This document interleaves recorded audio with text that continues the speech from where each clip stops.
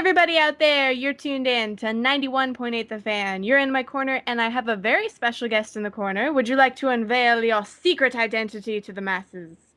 Yes, this is Orion Acaba. That is like, even though I know that's your actual name, that sounds like a superhero name no matter what. Especially when you say it that way. Yeah, well, I guess I was a bit with a little gravitas behind it. Yeah, but it's true. It's Orion Acaba, and it's not a stage name. My dad just really liked Greek mythology. Okay. I think we need to get you like a suit that's kind of like Green Lantern and just like get a big O on there, and you're all set. Your second Yeah. career. Perfect. Hey, my initials are Oa, so that's pretty sweet. That's freaking awesome. But for all the listeners out there who might not be familiar with your work, I need to ask the basic of the most basic questions. What sparked your interest into acting? Ah, well, up to about, I would say 6 years ago, I was aspiring to be a musician. I sang in a mediocre industrial band. We had two good songs, and I decided that that wasn't the life for me. And then I didn't do anything creatively for like a year or so, and then I was kind of pushed into voiceover, and somebody suggested like, hey, you should take a class, you'd be good at it.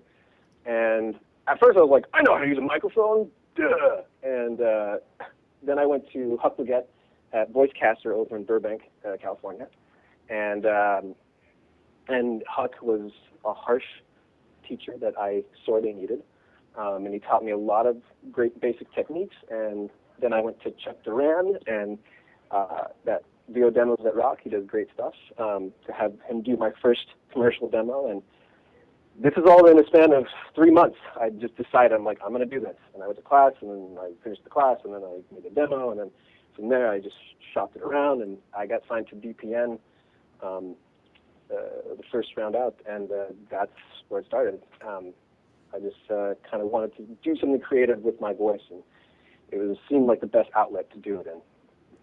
I think it's funny to hear how you were like, I know how to use a microphone. I'm all ready, beforehand. I mean, Yeah.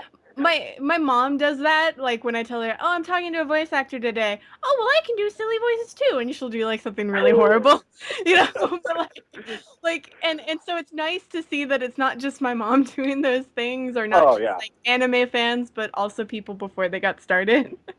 Oh yeah. No, I was totally like, I know what this is all about. And then as soon as I took my first class, I was like, I have no idea what I'm doing. But I was lucky. I had a really good teacher, and I also had I used to work for Apple at the time all this stuff was going on at the Sherman Oaks Galleria in California, and I'm because of that I got to meet people like Maurice LaMarche and Candace Milo, and in month 1 and 2 I got advice from these people who are now my pals.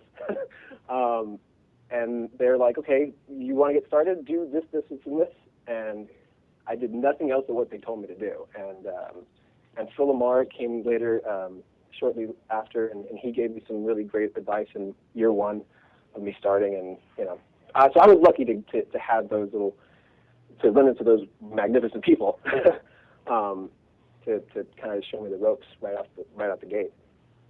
Definitely. And for people out there interested in being voice actors, we do have a Phil Lamar interview where I believe he touches on that subject. It was like 2 years ago, so I can't remember. But you could go check it out after this interview. I'm just Oh, saying. cool. But now, for the listeners out there, one of the interesting things that I always hear is that for musicians, it's a lot easier actually to get into voice acting, especially if you're dubbing over something. Yeah, the interesting thing that I've come to find in doing this is a lot of the great, Billy West, Fred Tatasciore, like all the greats that just the big heavy hitters that are amazing people, Dave Mitchell, they all, or most, have a musical background. They play an instrument, or they know how to sing, or something. And most directors that I've worked with, like Chris Borders and Bill Black and Keith Aram over at PCB, they're also musicians, or at heart, and it's voiceover has a musicality to it anyway.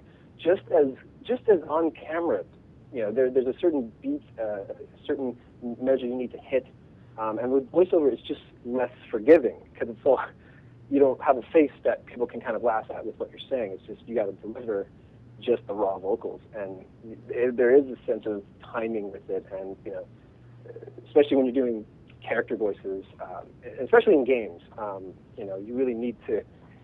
There is that like tone, that beat that goes along with whatever genre you're working in at the time. So yeah, I mean, being a musician or having any kind of musical training or playing, that definitely helps.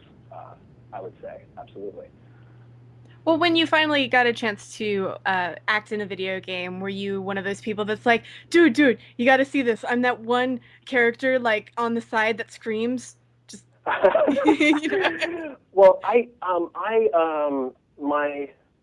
my first game was I booked 2 games in a month. It was crazy. It was like it's not like I booked like that all the time, but I booked I was in Trauma Team, and that was my first game. And that was Keith and Valerie over at PCB Studios. They put that one out, and I was Darnell Sellers, so I was like in the game, but I wasn't like part of the main 6 doctors. And I had plenty of cutscenes, so it was, yeah, I mean, I played the hell out of that game. And I was like, oh, there's my scene, so cool. And he sounded rather odd. It was like I showed up to the session, they're like, can you do an English accent? And at the time, my English wasn't so sharp.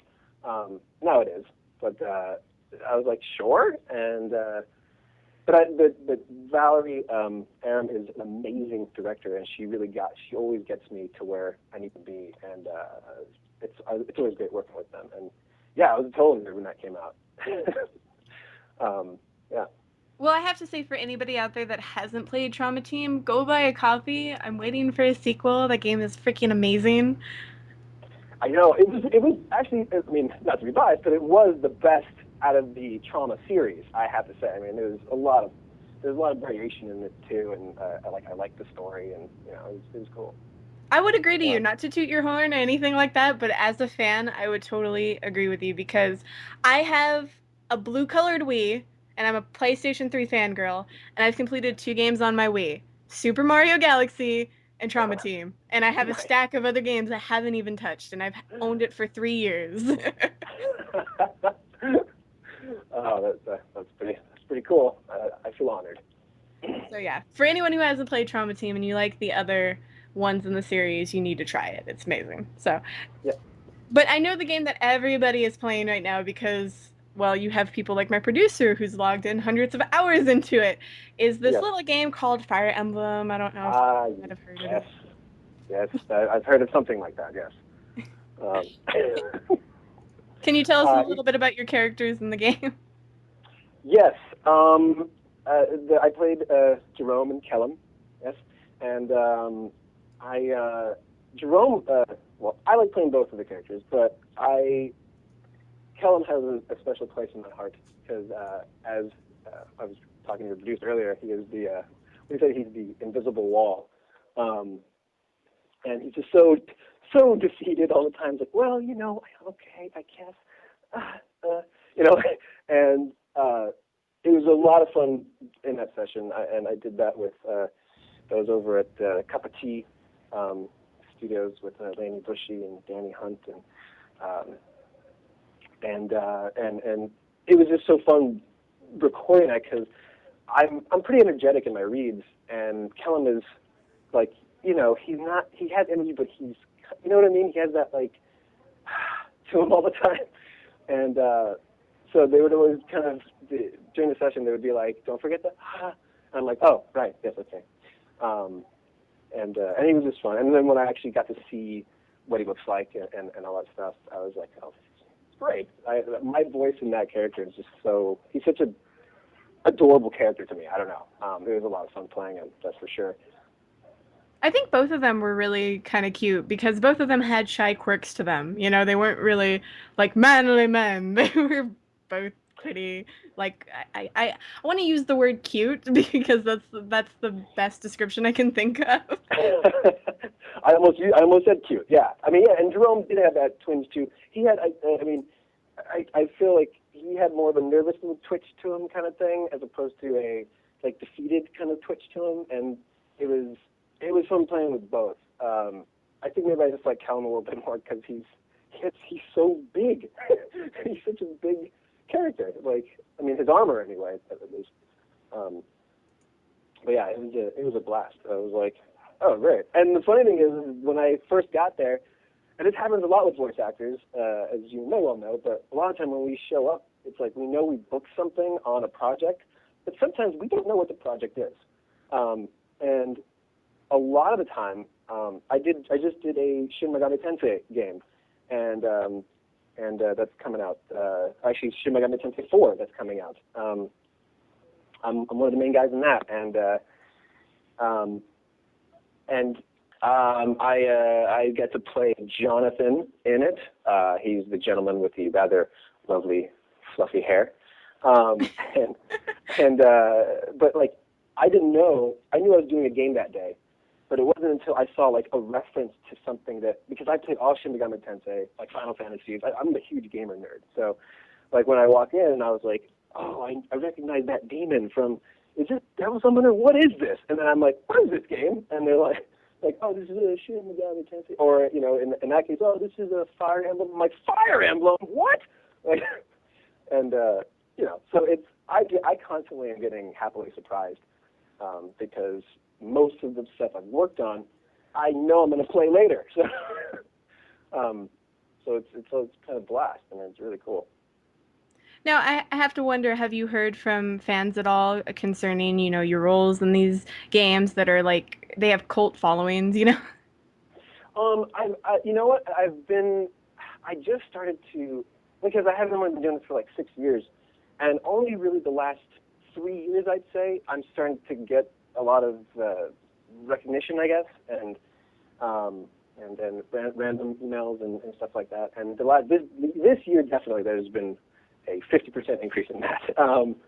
But the people who have reached out to me have been nothing but sweet and like kind stuff to say, you know, like, and it's been really nice so far. I mean, I always say, and I talk to my peers about this, about how being an on-camera actor, it's like you do a commercial, and you know, and I'm an actor through and through, so I'm trying to do all of it, but when you get notoriety on screen, it's what you get, what I call general fame.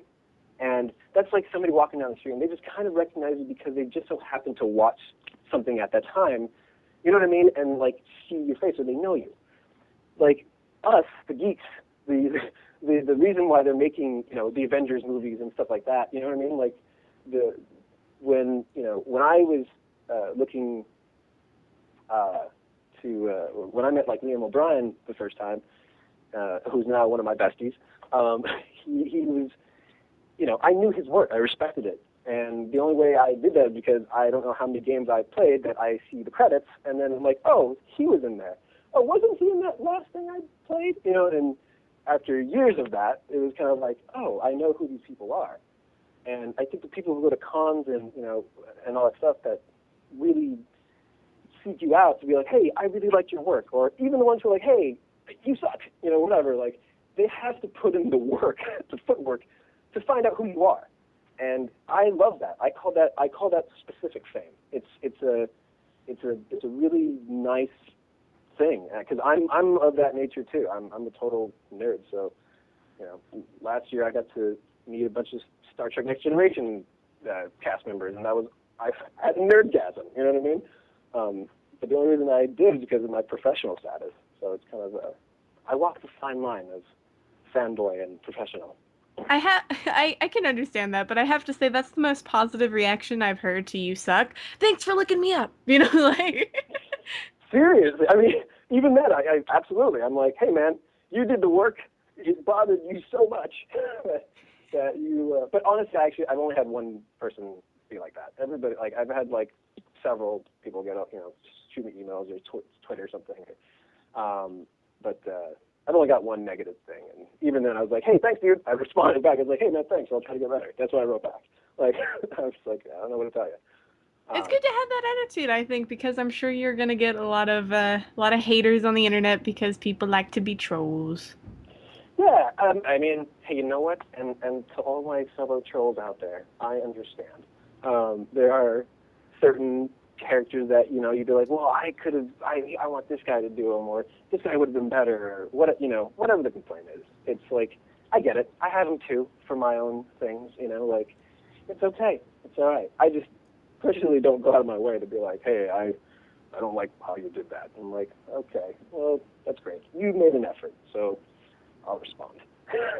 Well, for the listeners out there who want to leave comments, hopefully good ones, are there any place they can reach out to you, like Twitter, Facebook, anything like that? Yeah, I mean, my Twitter, Orion Acaba, my first and last name at Twitter, and been doing a lot more of that because before I was just Facebook only, and you could probably look me up on Facebook too. I don't know if my profile is public. I should check that later. Um, but definitely Twitter, and I had a website up, but I took it down, and now I'm rebuilding it. So yeah, Facebook, Twitter, my first and last name. I'm really the only Orion Acaba that I think will pop up, so it's not a hard search. um, You're not a John Smith. no, no, no. Well, now for the listeners out there, are there any projects that you have coming up that you can talk about or anything that you would like them to know about? Yeah, I want you guys to check out the new Phoenix Wright game, Dual Destinies. I play Apollo Justice in it, and I would love for you to check it out.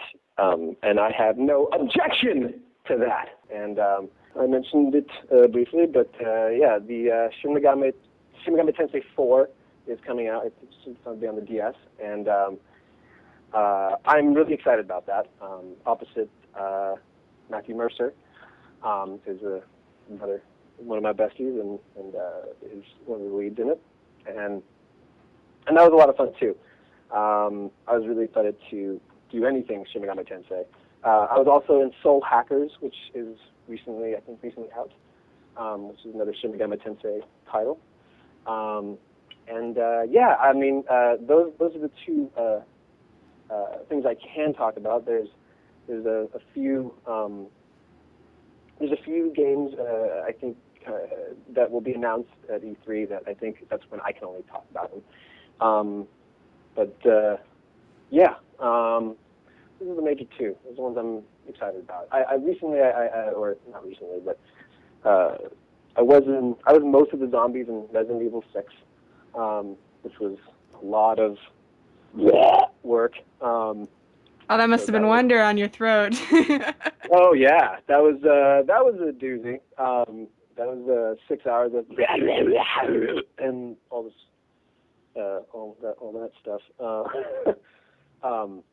But yeah, I mean, there's about like 3 or 4 projects that I just have done like the last couple months. We understand if you mention them, you'll be sniped by the sniper sitting outside your window. Gormity, that's another show. I think it should be on Cartoon Network at the end of the year, maybe. I'm not sure. But Gormity, it was a kids show, an animated kids show that was around a few years ago, and then I guess it went away, and it came back again with like different characters or something. And so I've been working on that, and that's been a lot of fun doing something for the kids. But yeah, those are my stuff. For the listeners out there wondering where they've heard that show before, Grant George and Jessica G. George mentioned those as well. So they will also they're also part of the cast of that. So for those of you curious, yes. Yeah. But since we're nearing the end of this interview, I was wondering if you'd be willing to participate in a 91.8 The Fan tradition. Yes. Basically, we ask if you'd be willing to do a radio bump for us. Okay, great. Coolio. The trick of it, however, is that we do the takes live on air. So if you mess up, everybody hears it. Yeah! Oh my god! Okay. Basically, we ask if you could say, hello, my name is, you insert your name. Okay. I do this. You can mention characters, you're an actor, you're a voice actor, whatever you want. And you're tuned into 91.8, The Fan. Okay. I'm sorry. I want to get that right. Can you just repeat it once for me? I'm sorry. Sure, no problem. It's just, hello, my name is. Uh-huh. You insert your name. I do I do this. You can put you're a voice actor, you're an actor, characters you've played, whatever you want, and you're tuned into 91.8 The Fan. 91.8 The Fan. Okay. So Are you whenever ready? you're ready. Okay. Hi, everyone. This is Orion Acaba, and I'm a voice actor extraordinaire. I've been in Shin Megami Tensei 4. I've been in Fire Emblem as Callum. I have co-directed the Star Wars Old Republic MMO game. And you are listening to 98.1 The Fam. Yes, you are. Super close, but you switched the numbers, which a lot of people do. It's okay. A lot of people do it. So if you could just do that last part, you're tuned into 91.8 The Fan, and we'll be all set. Nice. All right, take two. And you're listening to 91.8 The Fam. That's right. That's what you're listening to. See, that's perfect. That wasn't hard. Awesome. You're okay. You survived. It's okay. Everything's okay. Everything will be okay. Now, is there anything else you want to tell the listeners out there? Any words of wisdom, dating advice, weather forecasts, anything like that? If for any aspiring actors, voice actors out there that listen to this, and I know there's a lot of them out there, I would like to impart something that if you are going to try doing what we do as voice actors, it is a Monday through Sunday process. Don't ever stop, and always dedicate at least 3 hours of your day to your craft. You should always be getting better, you should always be getting stronger, and you should always be learning something. I learn all the time, every day, from my agents, my peers, and it never ends. But if you really feel like you can do it, don't ever give up. Because I started out of nowhere, and I'm doing okay. And that's what I'd like to say. I think that's amazing advice instead of the norm of what we hear, which is take classes, and take more classes. So, which is also good advice. But you gave us a little different spice there, so I appreciate that. And for any of the listeners out there that missed any of this interview, don't fret. You can find it on the website within the next few days, so keep your eyes peeled to 918thefan.com. And thank you very much for being here today. Thank you so much for having me on. I really appreciate it. It was a lot of fun. Keep it tuned to 91.8 The Fan, where we play everything you want and nothing you don't.